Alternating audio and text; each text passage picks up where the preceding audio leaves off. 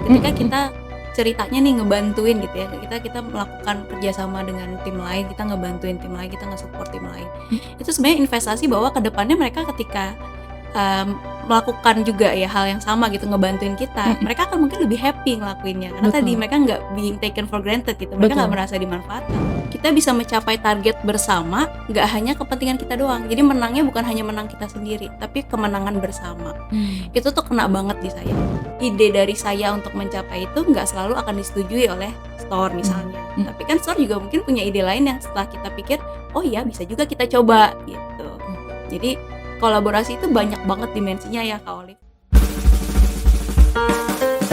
SBL Talks, ngobrol serius tapi santai bareng Retur, rehat tapi teratur. Halo insan SBL, welcome to channel SBL Talks di sesi Retur. Ngobrol serius tapi santai bareng Retur, rehat tapi teratur. Masih bareng aku Olive, host setia dari SBL Talks yang akan nemenin semua insan SBL untuk menambah insight baru dan inspirasi seru buat perjalanan karir kita semua. Nah, di episode kali ini kita bakal bahas satu topik yang mungkin kelihatannya sederhana, tapi ternyata tuh punya dampak yang besar buat keberhasilan kita di pekerjaan kita sehari-hari. Mungkin udah bisa tebak ya dari judul podcastnya, yaitu tentang collaboration. Sesuatu yang setiap hari kita lakukan, tapi belum tentu kita bisa maknai dengan benar nih. Maka dari itu, hari ini aku kedatangan sosok inspiratif yang sudah membuktikan bahwa kolaborasi yang efektif itu bisa membawa hasil yang luar biasa. So, please welcome Ibu Lydia Angelina Wijaya, selaku Head of Category Management Health and Beauty PT Supraboga Lestari. Halo Bu. Halo. Kita hai-hai dulu ke kamera. Hai insan SBL semuanya. Ih, mantep banget nih. Gimana Bu kabarnya? Baik, thank you udah diundang ke SBL Talks ya. Terima kasih sudah mau datang ke podcast sederhana kami ya Bu ya. Nah, hari ini Bu Lydia akan bercerita ya Bu tentang bagaimana kolaborasi itu bisa menjadi kunci untuk membangun tim yang solid dan juga bisa mencapai hasil yang terbaik. Nah, Bu, kan hari ini judul podcast kita adalah dari bekerja bersama menjadi mencapai bersama gitu ya Bu. Udah tentang kolaborasi banget. Tapi Bu, sebelum kita mungkin ngobrol lebih jauh tentang kolaborasi, boleh kali ya kita kenalan dulu nih sama Boleh. Bu Lydia ya, tentang perjalanan karir Bu Lydia. Bisa nggak sih Bu diceritain sedikit gimana awal mula Ibu berkarir di dunia retail sampai sekarang akhirnya ada di posisi sekarang Bu? Oke, jadi kalau buat di retail ya pengalaman saya sih sebenarnya banyaknya musuhnya kan di SBL. Nah, saya join di SBL itu 11 tahun yang lalu itu as MDP. Jadi setelah fresh grad dari S1 masuk ke SBL, sebenarnya awalnya nggak ada niatan sama sekali buat berkarir di bidang retail. Tapi saya tuh ingat dari kecil kalau hobinya orang-orang itu mungkin kayak ke toko mainan, toko baju. Nah, saya tuh sukanya ke supermarket. Nah, jadi dari situ saya punya ketertarikan buat coba lamar kerja ke si supermarket ini gitu, ke SBL pada saat itu. Keterima, terus juga ngejalanin program. Sampai situ tuh masih ngeblank kan, nggak ada bayangan apa sih bisnis retail kayak gimana sih kerja di sini. Tapi setelah selesai jalanin program, terus jadi store leader, sampai sekarang tuh ternyata jadi nyantolnya jatuh cinta dan nggak bisa move onnya sampai sekarang gitu. Jadi saya suka lihat produk pas di toko, belajar gitu ya banyak soal produk-produk yang kita jual dari fresh sampai yang groceries, terus akhirnya makanya dipercaya buat ke MD. Sampai sekarang saya di MD udah pernah di fresh, ke import, terakhir sekarang di health and beauty sampai sekarang. Oke. Gitu ceritanya. Berarti awalnya tuh pas lulus kuliah nggak ada kepikiran mau ke retail sebenarnya ya Bu ya, karena Enggak sih, hobi iya, aja gitu ya. iya karena seneng sama supermarket. Kalau boleh tahu dulu pas kuliah jurusannya apa Bu? Kuliahnya hubungan internasional. Memang tidak menyinggung retail sama sekali. Sebenarnya enggak, ya tapi dari situ mungkin ternyata ada kaitannya juga lah yang saya pelajarin waktu kuliah, skill setnya nyambung ke sampai sekarang yang kita butuhin di pekerjaan gitu. Oke. Jadi berawal tadi sorry bukan hobi, kebiasaan ya mungkin Mhm pas mhm kecil mhm seneng ke mhm mhm supermarket, mhm. iseng-iseng daftar ini ya, Benar benar MDP, benar SBL benar. dan sampailah sekarang Bu Lydia yang Yes. sekarangnya. Oke. Nah Bu, kalau misalnya kita nengok ke belakang nih, Mhm. ada nggak sih Bu momen tertentu yang menurut Ibu tuh cukup berpengaruh atau membentuk cara Ibu bekerja atau berinteraksi dengan orang-orang di sekitar Ibu? Nah, tadi mungkin balik lagi, background pendidikan saya kan di hubungan internasional. Mmm. Nah, sebenarnya saya waktu itu spesialisasinya di diplomasi. Jadi, Mmm. waktu kuliah sebelum lulus itu sampai pernah, wakilin Indonesia buat, kayak sidang simulasi PBB gitu di Harvard Mmm. waktu tahun 2013, 2014. Nah, dari situ saya belajar banyak soal cara negosiasi, cara kompromi, terus kayak, win-win solution gitu ya. Mungkin berangkat Mmm. dari situ tuh, udah ada basic buat, belajar soal, negosiasi tadi. Nah, itu ternyata saya juga nggak expect bakal kepake di dunia pekerjaan, terutama sekarang sebagai MD ya, itu Mhm kan ternyata mhm kepake mhm. banget pas ketemu sama supplier misalnya. Bener Tapi bener. nggak hanya itu gitu, jadi internally pun dengan tim, tidak hanya customer eksternal ya, berarti customer internal pun ternyata itu ada, situasi di mana kita kepake gitu. Mmm, Nah, saya mhm sih mhm. merasa saya banyak belajarnya di situ. Kemudian yang kedua, pas saya udah mulai masuk pekerjaan, jadi MDP, saya pernah ngalamin jadi, store leader. Waktu itu masih junior banget ya, kan Mhm. baru lulus MDP, belum banyak pengalaman, tapi saya dipercaya buat buka toko baru. Nah, di situ Mmm. baru ngerasain banget gimana kita bisa kerja sama sama, seluruh divisi yang ada di SBL, Mhm seluruh mhm mhm. supporting unit gitu. Jadi nggak hanya dengan tim operation yang di toko, tapi juga sama MD, sama HR, terus, pasti juga sama, semua tim yang lain lah, project, ME, procurement, every single division lah yang ada di company ini tuh akan ikut untuk membidani lahirnya toko baru. Nah, karena Mmm. saya ada pengalaman itu, saya bisa ngerasain banget seberapa pentingnya sih kita kolaborasi antar divisi untuk bisa mewujudkan suatu project ya, atau suatu hasil yang kita harapkan bersama, gitu.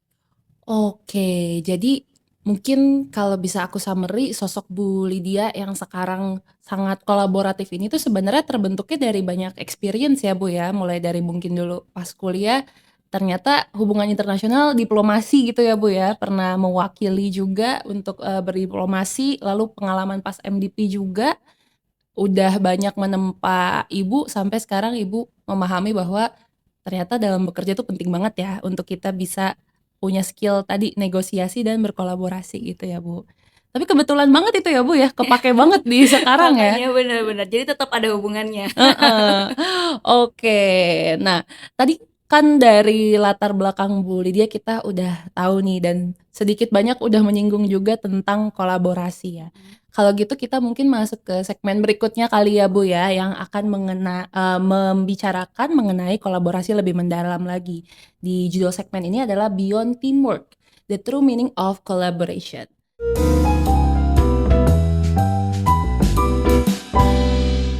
Nah, kalau kita bicara tentang kolaborasi Bu, banyak orang yang mungkin langsung membayangkan kerja tim, Mhm. koordinasi atau bagi-bagi tugas. Tapi nih Bu, kita pengen tahu dong kalau misalnya menurut Bu Lydia sendiri, dari pengalaman yang tadi Mhm juga mhm. udah Ibu ceritain, apa sih sebenarnya Bu makna kolaborasi? Dan mungkin pertanyaan lanjutannya adalah, apa yang membuat kolaborasi itu bisa berjalan efektif di antara individu atau tim? Apalagi misalnya beda latar belakang gitu ya, Bu. Berat nih pertanyaannya. Nah, agak panjang ya. Jadi Oke tadi oke mungkin oke oke. maknanya Mhm baru mhm mhm. apa nih yang bisa bikin kolaborasi itu bisa efektif gitu, Bu? Oke. Jadi sebenarnya pas, belum begitu lama sih, aku panggilnya Kak Olive ini ya. Nah, Boleh. Kak Olive kita kan ada refreshment dari tim HC juga buat training soal, effective leadership ya kalau Mhm, dynamic dynamic leadership ya, leadership. dynamic leadership, terus di situ diajarin, diingetin kembali soal habits of an effective leader. Sebenarnya gongnya banget tuh yang kena banget di saya pas belajar soal salah satu habitnya namanya berpikir menang-menang.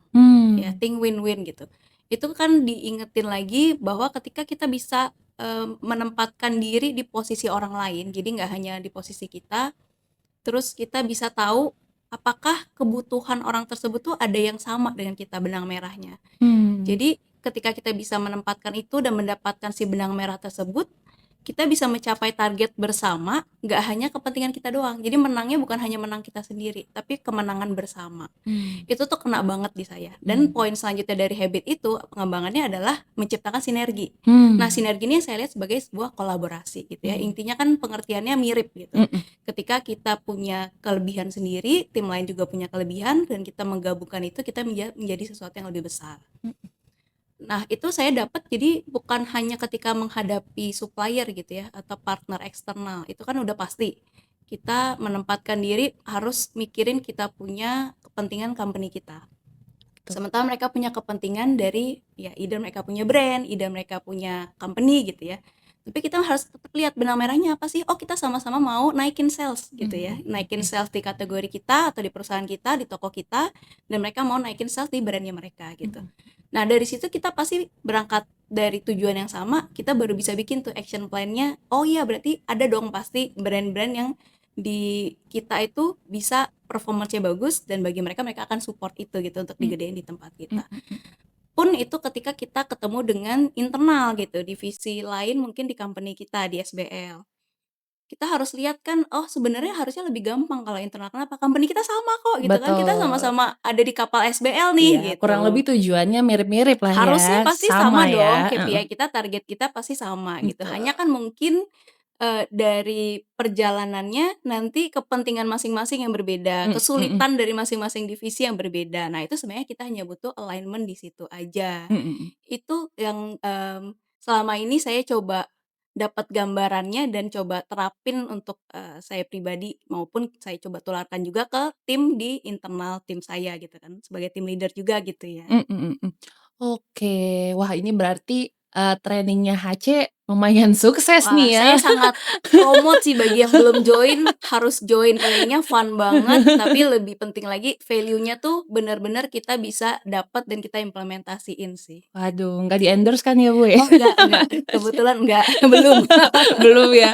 Oke, nah tadi kalau bisa aku simpulin, Ya, sebenarnya berarti makna kolaborasi buat Bu Lydia itu tadi bersinergi kali ya, Bu, betul ya? betul betul. Di mana ternyata bukan cuma sekedar kerjain bareng-bareng aja, tapi melihat apa sih benang merah atau Mhm, kepentingan kita masing-masing, kita bisa cocokin di mana, dan tadi ya berpikir menang-menang gitu. betul Bukan cuma tujuan kita yang tercapai atau tujuan orang lain yang tercapai gitu ya. betul. Karena pasti ada lah ya, meskipun misalnya sama supplier gitu tujuan yang Mhm, sama ya pasti ada gitu. Apalagi tadi Ibu bilang di internal, benar makin benar makin benar, sama lagi tujuannya gitu ya. betul.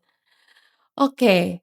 Nah, Bu, kan sering kali juga kolaborasi yang baik tuh bukan sesuatu yang terjadi dengan begitu saja gitu ya, Bu. Mhm. Kita pasti perlu effort juga, perlu usaha, perlu dan juga komitmen dari setiap orang nih yang ada di dalam untuk berkolaborasi. Nah, kalau dari sudut pandang Bu Lydia nih, apa sih kebiasaan atau sikap kecil yang menurut Ibu paling membantu dalam menjaga hubungan kerja yang sehat dan produktif nih, Bu? Pasti komunikasi ya Kak Olive ya, karena Mmm, kan gimana caranya kita bisa kayak tadi gitu, bisa tahu apa sih sebenarnya benang merahnya ya, kita kan mhm, ngomongin benang merah tadi, kebutuhan atau kepentingan dari pihak yang lain tuh apa sih gitu. Nah, mmm, ketika kita mau menggali itu, kita kan pasti harus melakukan komunikasi dulu. Mungkin betul. sebelum kita menyampaikan kita punya tujuan, kita mesti tahu dulu, oh pihak yang kita ajak bicara ini tujuannya apa. Nah, dari situ kita Mmm, connect-in tuh dengan kita punya tujuan mhm gitu. Jadi, mhm mhm. kita tegesin lagi kan, misalnya, Kak Olive, "Oh ternyata Kak Olive juga mau ya sales toko tuh naik," gitu. Mhm, "Sama, saya juga mhm mau," mhm gitu. Berarti mhm. apa dong yang kita bisa lakuin bersama dengan apa yang kita masing-masing punya gitu Mhm kan. mhm, Kak Olive punya bener, kekuatan buat supporting di, empowering human-nya gitu kan, mhm, empowering people-nya, nanti dari kita kan akan support di produknya gitu. Tapi betul kan betul sebenarnya betul, tujuan kita sama. betul, Nah, itu juga, kita tegesin, bahwa ya tadi komunikasi yang baik, tapi mungkin yang lebih kecil lagi di bawahnya komunikasi, sebelum kita bisa komunikasi, kita mungkin mulai dari senyum dulu, sapa mmm, dulu. Itu kan hal yang mmm, sebenarnya paling kecil, kelihatannya simpel, tapi mmm, kalau kita nggak membuka diri, mungkin orang juga jadinya mau komunikasi sama kita segan gitu kan, atau mhm, sungkan gitu. Itu even di internal pun menurut saya, sekecil dari senyum dan sapa aja bisa memulai sesuatu yang komunikasi tadi yang lebih lebih baik, lebih intens, lebih personal gitu mmm, kan. mhm mhm. Terus dengan internal tim pun, di luar tadi antar divisi ya, di internal tim pun kita, selalu memulainya berusaha buat lebih personal approach gitu sih. Jadi Mmm. mengenal tim kita masing-masing lebih baik, mungkin kalau lebih kenal kan lebih enak juga kan ketika kita mau tahu, oh empatinya bisa lebih muncul, Betul. sebenarnya kesulitannya apa sih, kebutuhannya apa sih, Mhm. gitu. Itu yang kita bisa alignment bareng, gitu sih, Oke. Kak. Kalau aku summary lagi nih, ini insightful Mhm, sekali ya. Ada mungkin 3 tadi ya, komunikasi utamanya. yes, Tapi sebelum menuju komunikasi itu berarti tadi hal-hal kecil juga mungkin yang membuat kita lebih approachable, senyum gitu ya. sesimpel itu ya, Iya, gitu, menunjukkan heeh, gestur yang baik dan juga bener. tadi berempati gitu ya, Bu, ya? Empatik sih, ya empatik, karena Personal approach ya? bener, karena kalau kita balik lagi, kadang kalau kita ada kepentingan, kita butuh kerja sama ya, butuh dibantu sama orang lain, mau itu tim internal maupun divisi lain maupun eksternal gitu ya semuanya, kan pasti nggak ada orang yang suka dirasa mereka itu dimanfaatkan gitu ya, taken Betul. for granted gitu Mhm bahasa mhm Inggrisnya. mhm. Jadi ketika kita ada kepentingan dan mereka juga punya kepentingan, mereka nggak merasa mereka dimanfaatkan, tapi kita Betul. bekerja bersama untuk mencapai tujuan kita bersama. Nah, itu yang mesti Oh. dapet gitu kan. Oh, ini sebuah POV yang menarik ya, Bu, ya. Bener sih, kalau kita ketika berkolaborasi dimulai dengan empati itu, ya bener nggak ada yang mau orang taken for granted kan, Betul maunya betul. yang kita perlu juga tercapai gitu Yes, ya, exactly ya. gitu, bener. Berarti ketika kita memulai komunikasi itu approach kita tuh harus tadi ya, memikirkan juga dia tuh kepentingannya apa, perlunya apa, jangan seakan-akan kayak kayak apa ya, kayak lagi jualan gitu ya, cuma Bener, buat jangan keuntungan transaksional kan, transaksional ya iya bener, bahasanya tuh, bener bener mhm. banget.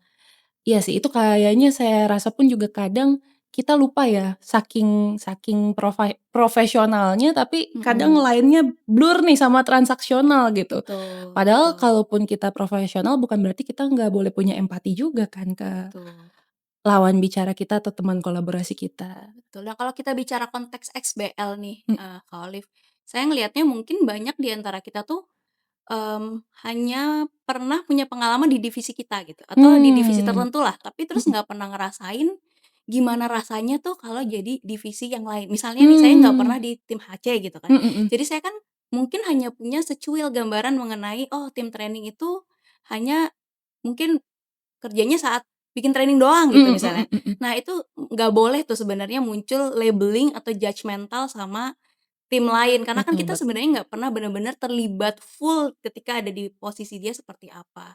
Nah, mmm, empatik di situ tuh dapat di situ juga. Jadi kalau kita berusaha memahami, oh sebenarnya, divisi lain tuh kesulitannya apa sih? Sebenarnya mereka itu prioritasnya lagi kemana sih?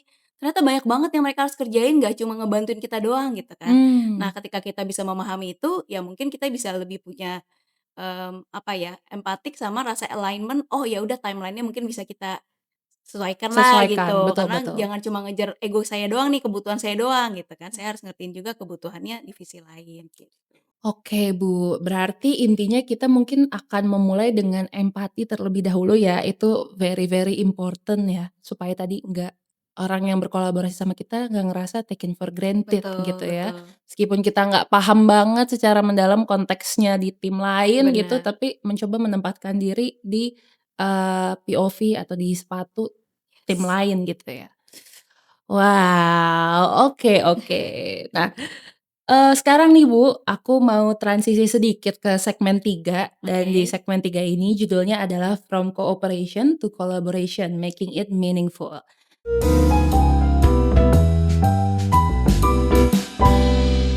Nah Bu, kan tadi kita udah bahas tentang, bagaimana kolaborasi itu terbentuk dan dijalankan dalam keseharian Ibu juga gitu ya. Sekarang aku mau ingin masuk nih ke sisi yang mungkin lebih strategis. Oke. Karena kolaborasi yang efektif kan bukan cuma soal bekerja bersama, tapi gimana kerjasama itu bisa membawa hasil yang tadi, bisa lebih berdampak dan Mhm dampaknya itu nyata gitu Bu. mhm Nah aku mau tanya nih ke Bu Lydia, menurut Ibu gimana sih caranya supaya kolaborasi yang kita bangun tuh bisa punya arah? mhm Arahnya tuh tentunya yang jelas, bisa memberikan hasil yang lebih besar dan tadi bukan cuma buat tim sendiri, mhm. tapi juga buat maybe tim lain juga atau bahkan buat perusahaan secara keseluruhan. Menurut Ibu gimana, Bu? Oke. Mungkin kalau bicara sebagai pemimpin tim gitu ya, kita kan, kalau punya tim under kita, pasti kita mesti bantu menyampaikan arahan tadi gitu. Jadi dari manajemen mungkin clear gitu kan, membuat target, membuat KPI, memberikan arahan sebenarnya perusahaan ini mau kemana misalnya gitu. Tapi, mmm, itu tergantung sama pemimpin timnya, sama tim leader-nya buat men-translate ke tim di bawahnya. Nah, menurut Setuju. saya peranan sebagai tim leader itu di situ sih. Mhm. Jadi bukan hanya memberikan arahan secara teknis, ya mungkin kalau teknis sih udah pasti harus gitu ya, Ya. misalnya tim store leader di toko pasti harus kasih tahu tim supervisor dan tim staff di bawahnya, "Oh kalau mau jualan produk ini displaynya gimana, Mhm. gini taruhnya ngordernya gimana." Itu teknis udah pasti jalan. Mhm. Tapi, eee, dalam hal relationship juga, dalam hal kita kolaborasi sama tim lain juga. Jadi Mmm. memberikan contoh langsung gitu. Jadi pemimpin tim kita, gimana sih caranya dia bersikap ketika ada tim lain yang minta tolong bantuan ke tim kita gitu. Mmm. Menurut saya itu akan menjadi panutan ya, jadi contoh yang Mmm. gampang untuk diikutin tim di bawahnya. Jadi Mmm. misalnya kalau di tempat saya ya secara praktis kita bicara MD gitu Mhm. kan pasti banyak banget store yang minta support dari MD, Betul. misalnya promosi, Mhm. aktivasi gitu ya, produk baru tolong dong dipromosin di toko saya gitu. Nah, bagaimana saya sebagai head dari kategori itu gitu ya, head dari si divisi ini buat nunjukin saya suportif nggak ke toko gitu kan. Mmm. Kalau suportif misalnya, suportif bukan berarti saya juga selalu mengiyakan ya setiap Ya. ada request, karena kan pasti secara realistis ada juga yang nggak bisa. Tapi ketika itu nggak bisa, seperti apa kita mengemas jawabannya, seperti apa Mmm. reasoning yang kita berikan. Nah, Mmm. itu saya tularkan juga ke tim gitu ya, bahwa, kalau misalnya ada yang seperti ini, ya kita harus berusaha untuk memfasilitasi, Mmm. kalaupun nggak bisa, pasti kita harus ada, ya kenapanya, Mhm. terus next-nya kita akan melakukan apa, gitu. Pun juga nggak hanya ke toko lah, kita kan pasti kerjasama banyak ya dengan divisi lain, itu semua sama, harus terlihat dari, mmm, pemimpinnya mengarahkan seperti apa, gitu. Dan balik lagi ke KPI dan targetnya juga tadi, kan target kita sama ya, Betul. tujuan kita pasti pada akhirnya sama, hanya mungkin cara mencapainya aja yang beda-beda. Mmm. Nah, beda-beda tadi itu juga kita harus lihatnya sebagai saling melengkapi. Mmm. Mungkin ide dari saya untuk mencapai itu nggak selalu akan disetujui oleh store Mmm. misalnya, Mhm. tapi kan store juga mungkin punya ide lain yang setelah kita pikir, "Oh iya bisa juga kita coba," gitu. Mhm. Jadi kolaborasi itu banyak banget dimensinya ya Kak Olive. Mhm. Jadi kalau kita bisa melihat itu semua sebagai hal yang positif, intinya kita tidak hanya memajukan ego kita pribadi atau tim kita sendiri gitu Mhm. ya, menurut saya sih hasilnya pasti akan baik. Oke.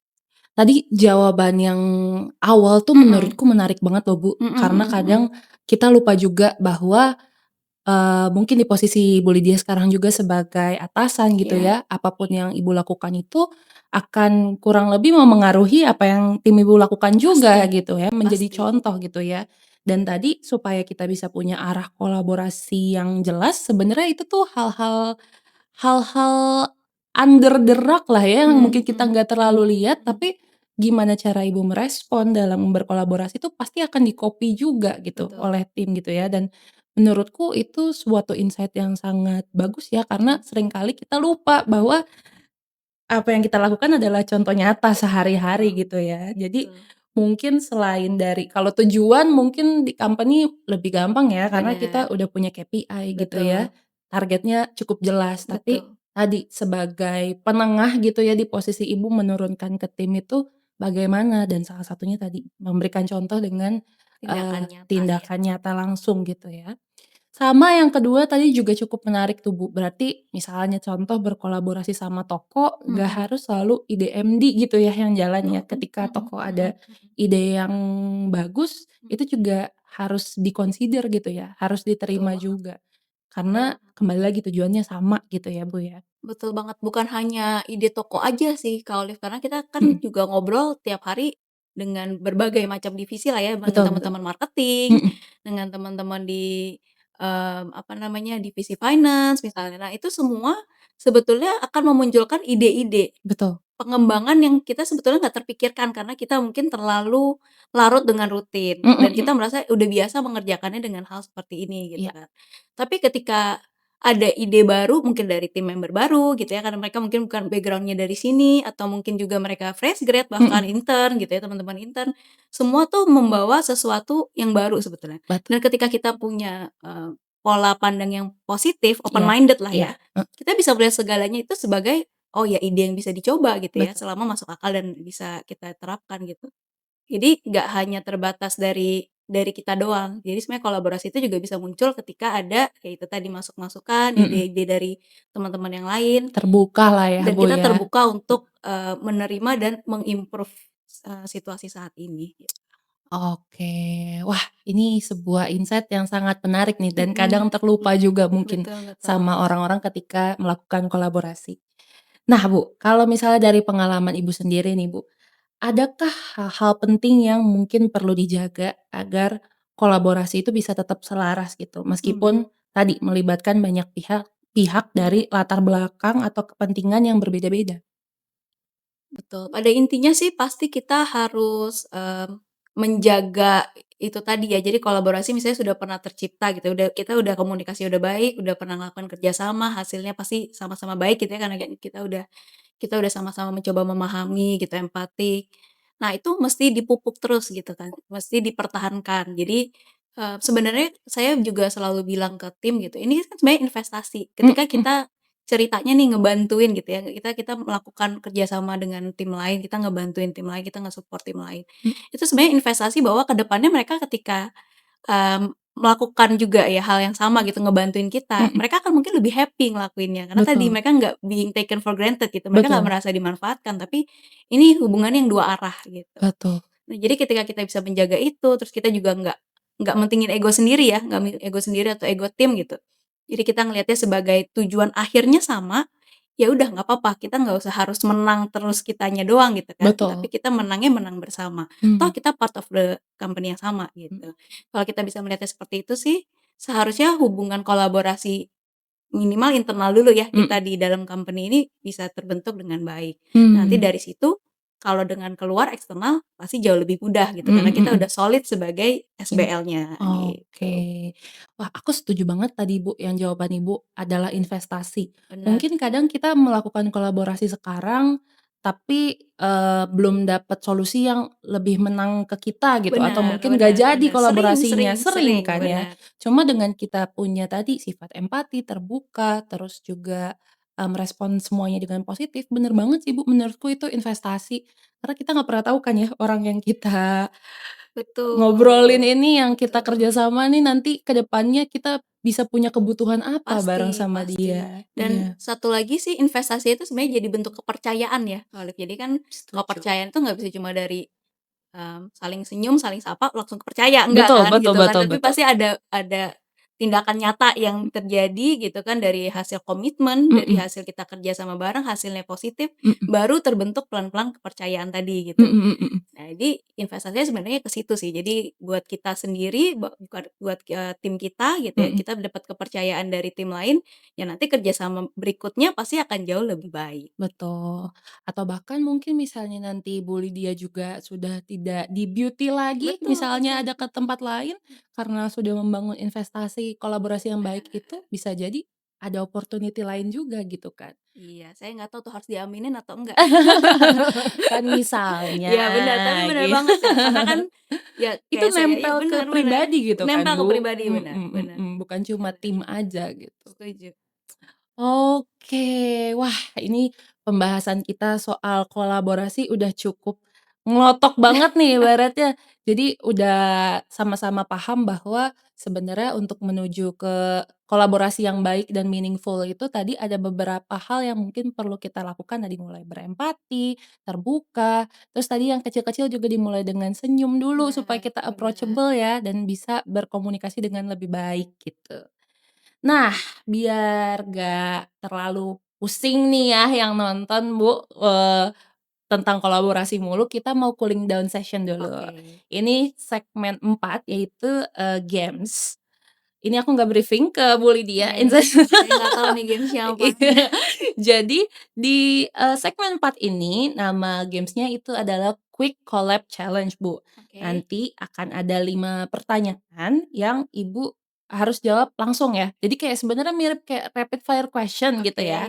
Tapi karena memang kita temanya kolaborasi, ini semua pertanyaannya kurang lebih tentang kolaborasi. Jadi Bu Lydia boleh take time beberapa detik, tapi langsung jawab gitu ya, Bu, ya. Oke oke oke. Quick collab challenge gitu namanya ya. Siap, Bu? Ya, siap. Oke, ada 5 pertanyaan di segmen 4 Quick Collab Challenge. Pertanyaan pertama, satu kata yang menggambarkan arti kolaborasi bagi Ibu. Sinergi. Sinergi, oke. Ini ya, align sama tadi ya, training Iya, dynamic udah leadership. nempel banget gitu hasil trainingnya. Udah nempel banget nih hasil training. Oke, sinergi ya. Oke, Bu, pertanyaan kedua. Orang seperti apa yang paling menyenangkan diajak berkolaborasi? Orang yang open minded ya tadi. Jadi yang bisa terbuka sama ide, terbuka sama ya itulah, bisa empatik juga, itu dia mesti open minded sih. Oke, orang yang open minded Betul enak ya, Bu, ya, diajak betul. kolaborasi ya. Oke, pertanyaan ketiga. Di dalam tim, Ibu lebih sering jadi yang mana nih? Mmm, The initiator, the listener, atau the connector? kalau saya merasa connector, Kenapa tuh, Bu?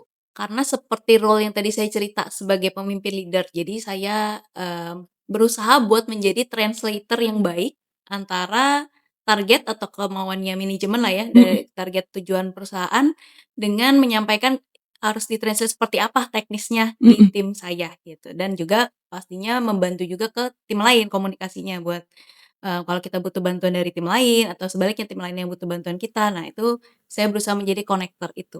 Oke, berarti Ibu Lydia di sini perannya the connector ya. Cocok banget memang kan jadi narasumber Jadi kolaborasi kolaborator ya. ya. Iya, narasumber kolaborasi the connector nih Bu Lydia. Oke, next pertanyaan keempat ya Bu. Satu hal kecil yang bisa langsung dilakukan siapapun Mmm, untuk memperbaiki kolaborasi di tempat kerja. Menurut Ibu apa? senyum sapa dulu kali ya. Oke, senyum sapa Senyum sapa ya. yang paling gampang Betul ya, betul ya nanti betul. next-nya kan habis itu mengikuti gitu ya, Betul senyum betul betul. sapa, komunikasi, empati gitu. Oke, berarti tapi dimulainya senyum Start sapa, paling Bu. kecil, ya udah senyum sapa dulu ya. Oke, ini sebuah masukan juga nih buat culture biar kita bikin Tapi harusnya udah campaign. lah ya, kayaknya mostly sih kalau ya, kalau kita ketemu tiap hari kayaknya nggak ada sih yang nggak senyum dan nggak nyapa ya, Betul tapi betul ya mungkin kita betul. ingetin lagi dari podcast hari ini. Heeh. Betul, oke berarti kita mulai, untuk memperbaiki kolaborasi itu senyum sapa ya, yang emang bilang mukanya emang dari lahir begini, Iya, enggak, berarti kita harus berubah dipaksain guys, iya. senyum ya. Karena kalau saya pun juga mukanya kalau diem kayaknya resting face-nya Oh, judes, iya Bu. iya iya iya iya, bener Itu bener, bisa bisa reminder bisa untuk diri dibilang gitu sendiri ya juga. jadinya ya, oke.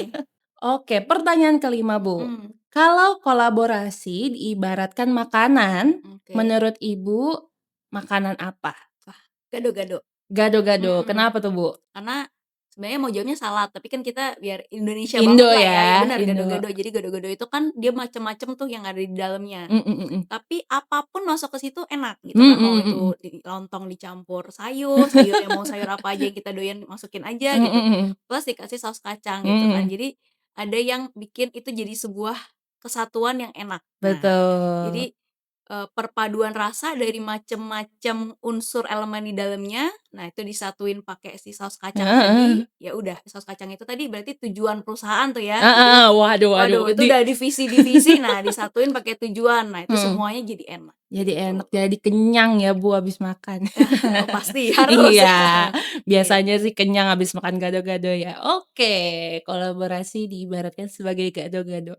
Itu aja, Bu, pertanyaan dari aku, Quick mantap. Collab Challenge. Terima kasih sudah menjawab dengan spontan.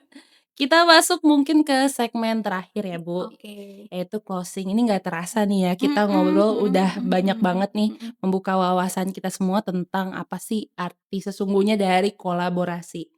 Tapi Bu, sebelum kita benar-benar pamit nih dari, Iya, podcast hari ini, aku punya satu pertanyaan terakhir buat oke Bu oke. Lydia. Bu Lydia kalau bisa menyampaikan satu pesan untuk seluruh insan SBL, dari mulai head office, Mmm, DC, sampai mhm. juga teman-teman toko tentang pentingnya berkolaborasi, apa yang ingin Ibu sampaikan? Oke. Jadi kalau menurut saya dan saya yakin juga semua sih setuju gitu ya, SBL tuh penuh sama orang-orang yang hebat dan orang-orang ini hebat di bidangnya masing-masing gitu ya. Jadi tim toko kita jago banget lah kalau udah disuruh jualan gitu Mhm kan. Tim MD kita paling jago suruh nyari barang mhm gitu dan seterusnya gitu ya, tim finance, tim ME, tim project, tim HC, tim procurement, semualah, semua jago di bidangnya masing-masing gitu. Tapi kita tuh bakal bisa lebih hebat lagi sebenarnya kalau kita bisa kolaborasi dengan baik gitu kan. Kalau saya ibaratin nih, saya kebayangnya kita tuh seperti, ada baristanya yang world champion lah gitu, yang paling jago bikin kopi, terus ada bakernya yang jago banget bikin roti, ada juga chefnya yang jago bikin masakan gitu. Tapi kalau mereka nggak bersama, nggak bersatu, nggak bakal bisa bikin kafe yang sukses gitu. Betul, betul. Nah, SBL juga sama gitu, untuk kita bisa jadi company yang sukses, ya itu tadi orang-orang hebat di divisinya masing-masing ini mesti saling bekerja sama dan kita bisa mencapai sesuatu yang lebih hebat, lebih besar daripada yang kita bisa achieve sendiri, gitu. Oke, thank you so much Bu Lydia, aku Terima kasih tepuk kasih tangan dari tim di invitation-nya. sini juga. Oke, berarti kita semua hebat ya Bu ya, tinggal Betul, berkolaborasi aja supaya jadi sukses. luar biasa. Amin. Oke, terima kasih banyak Bu Lydia sekali lagi untuk Terima obrolannya hari kasih. ini tentang kolaborasi. Dan juga terima kasih banyak tentunya buat semua insan SBL yang sudah menyaksikan podcast kali ini tentang kolaborasi. Semoga obrolan tadi bisa jadi pengingat buat kita semua insan SBL bahwa kolaborasi bukan cuma sekedar kerja bareng, tapi saling melengkapi, saling percaya, dan bergerak menuju tujuan yang sama. Karena ketika kita benar-benar bekerja sama, hasil yang kita capai pun bisa jauh lebih besar. Terima kasih semua untuk teman-teman SBL yang sudah setia mendengarkan sampai akhir. Dan kalau kamu merasa episode ini bermanfaat, jangan lupa untuk share ke teman-teman kerja yang lainnya. Dan pastikan kamu sudah subscribe di channel YouTube SBL Talks dan juga follow Instagram live@sbl biar nggak ketinggalan episode inspiratif lainnya. Nah, buat kamu yang lebih suka dengerin podcast ini hanya dengan audio aja, bisa juga nih teman-teman dengerin di podcast SBL Talks di Spotify lewat channel SBL Talks. Akhir kata, sampai jumpa di episode berikutnya di channel SBL Talks di sesi Retur. Ngobrol serius tapi santai bareng Retur, rehat tapi teratur. See you!